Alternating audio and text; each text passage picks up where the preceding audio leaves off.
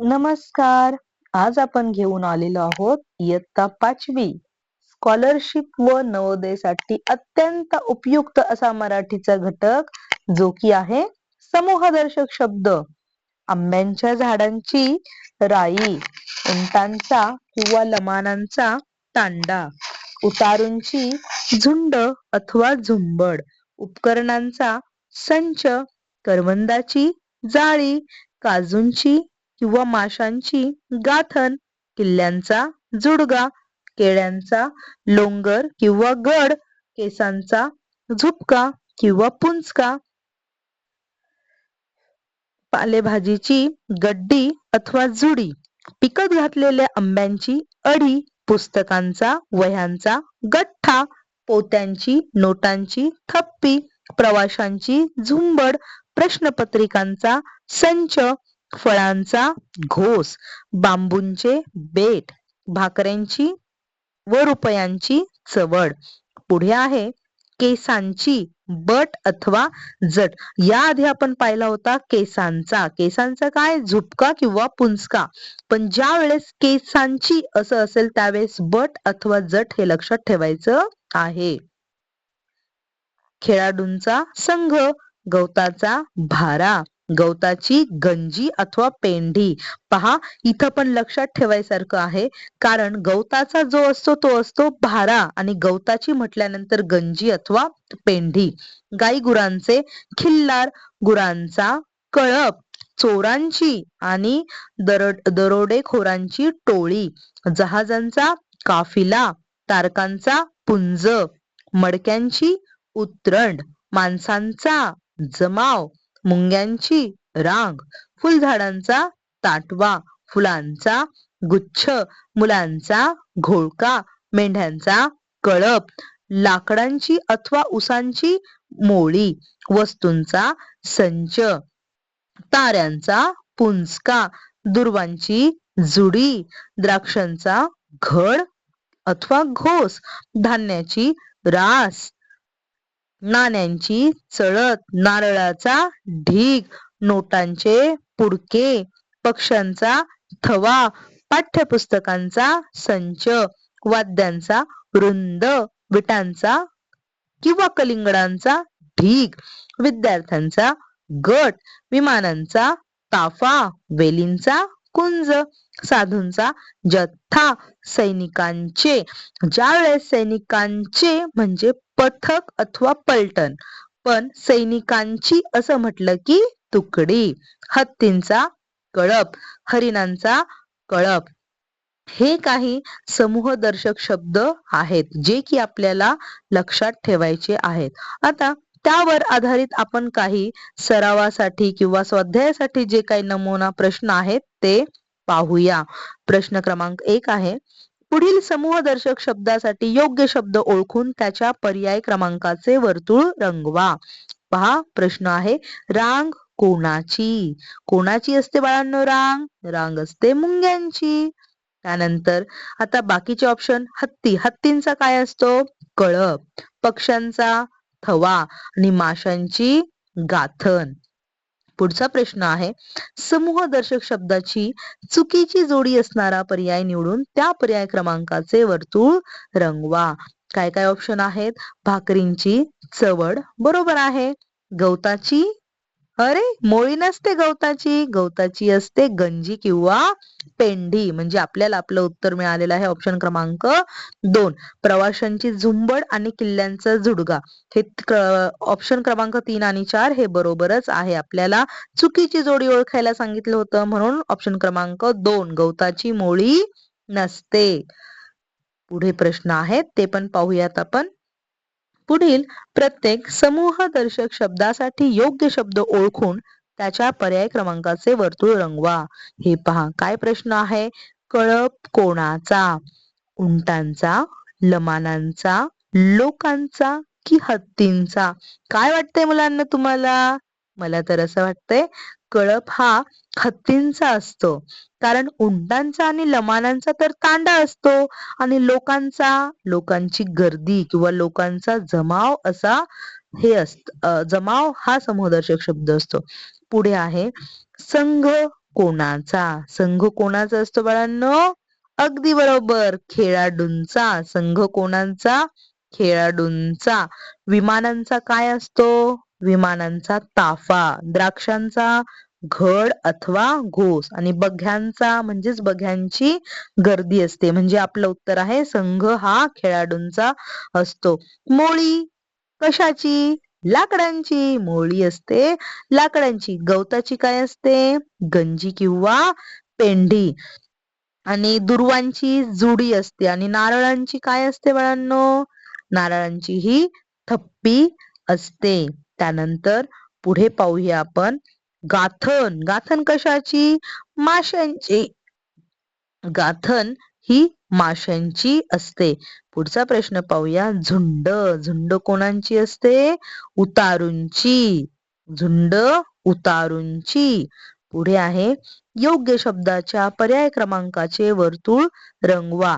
जसे मडके उतरंड तसे नाणी. काय असते रे नाण्यांची? चळत.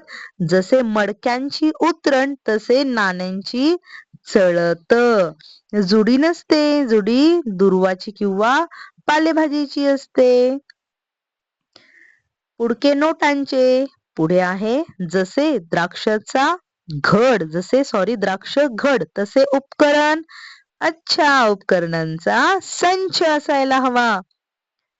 जसे विमान ताफा तसे साधूंचा काय? जथ्था. जसे विमानांचा ताफा तसे साधूंचा जथ्था.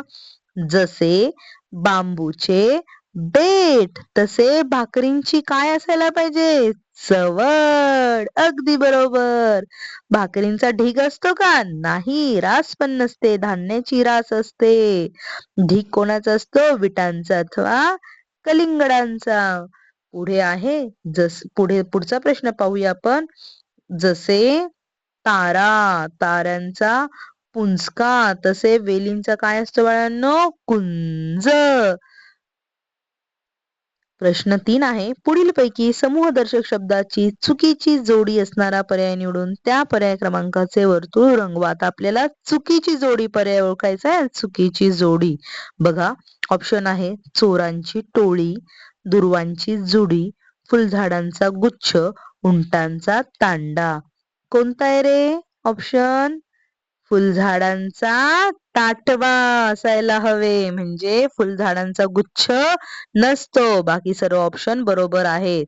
पुढे आहे शेळ्यांचा कळप, हरणांचा कळप, गुरांचा कळप आणि माणसांचा कळप. अरे हे काय नवीनच. माणसांचा जमाव असतो, माणसांचा कळप नसतो. म्हणून ऑप्शन क्रमांक 4 हा चुकीचा पर्याय आहे.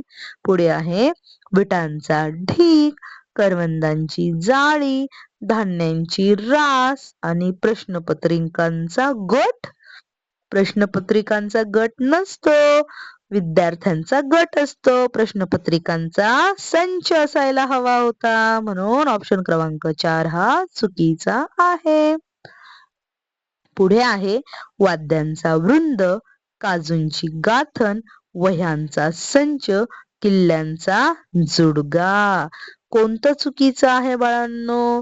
वाद्यांचा वृंद, किल्ल्यांचा जुडगा, काजूंची अथवा माशाची गाथण आणि वह्यांचा संच. कुठला ऑप्शन चुकीचा वाटतोय? वह्यांचा संच नसतो, वह्यांचा असतो गठ्ठा. म्हणून वह्यांचा संच हा ऑप्शन चुकीचा आहे. पुढे पाहूया जहाजांचा काफिला, सैनिकांचा ताफा, लमानांचा तांडा, मुंग्यांची रांग. कोणतं ऑप्शन चुकीचं आहे? सैनिकांचा ताफा नाही. सैनिकांचे काय असते? तुकडी, पलटण, हो की नाही? पण इथे दिलेला आहे सैनिकांचा ताफा. हा ऑप्शन चुकीचा आहे. सैनिकांचा ताफा नकोय. पुढे पाहूया 6 नंबर. पिकत घातलेल्या आंब्यांची राई, केळींचा घोस, काजूंची गाथण आणि लाकडांची मोळी. कोणता चुकीचा आहे? ऑप्शन क्रमांक 1. कारण पिकत घातलेल्या आंब्यांची काय असते? अढी असते. राई असते का? नाही. राई कोणाची असते? आंब्यांच्या झाडांची असते. पण पिकत घातलेल्या आंब्यांची राई नसते. पुढे पाहूया प्रश्न 4 काय दिलेला आहे. पुढील प्रश्नांच्या उत्तरादाखल योग्य पर्याय क्रमांकाचे वर्तुळ रंगवा. बघा आता पुढील पैकी समूहदर्शक नसलेला शब्द कोणता? आता समूहदर्शक नसलेला शब्द ओळखायचा आहे आपल्याला. पलटण, भारा, लोंगर, पागा. काय असेल बाळांनो? पागा. पागा हे घोड्याचं आय थिंक राहण्याचं ठिकाण आहे. तबेला किंवा पागा ते समूहदर्शक शब्द नाही. पागा हा. पहा पुढचा प्रश्न आहे. पायी चाललेल्या वारकऱ्यांच्या समूहाला काय म्हणतात? वारकरी जातात ना. कुठे जातात? पंढरपूरला वगैरे. त्याला काय म्हणतात? दिंडी. वारकऱ्यांच्या समूहाला काय म्हणायचं? दिंडी. पुढचा प्रश्न आहे. रचलेल्या गवताच्या समूहाला काय म्हणायचं? गंजी. रचलेल्या गवताच्या समूहाला काय म्हणतात? गंजी. गाई-गुरांच्या समूहाला खिल्लार. गाई-गुरांच्या समूहाला काय म्हणतात? खिल्लार म्हणतात. संघ नाही म्हणत, टोळी नाही, खिल्लार म्हणतात. आंब्यांच्या झाडांच्या समूहाला आत्ताच पाहिलं आपण. आंब्यांच्या झाडांची काय असते? राई. राष्ट्रध्वजाला मानवंदना देण्यासाठी सैनिकांचे काय तयार होते? गट, जथ्था, पथक, झुंड. काय तयार होते? पथक. आता शेवटचाच प्रश्न आहे. मांदियाळी हा समूहदर्शक शब्द कोणत्या नामासाठी वापरला जातो? हे पर्यायातून निवडा. मांदियाळी कोणाची असते? भक्तांची. भक्तांची, धान्याची, करवंदाची की सैनिकांची? मांदियाळी असते भक्तांची. कारण धान्याची काय असते? रास, करवंदाची जाळी आणि सैनिकांची तुकडी. म्हणून भक्ताची असते मांदियाळी. अशा प्रकारे हे आपल्याला समूहदर्शक शब्द लक्षात ठेवायचे आहेत आणि त्यावरील आलेल्या प्रश्नांची बरोबर एकदम अचूक उत्तर आपल्याला नोंदवायची आहेत. चला तर मग भेटूया पुढच्या व्हिडिओमध्ये. Bye bye.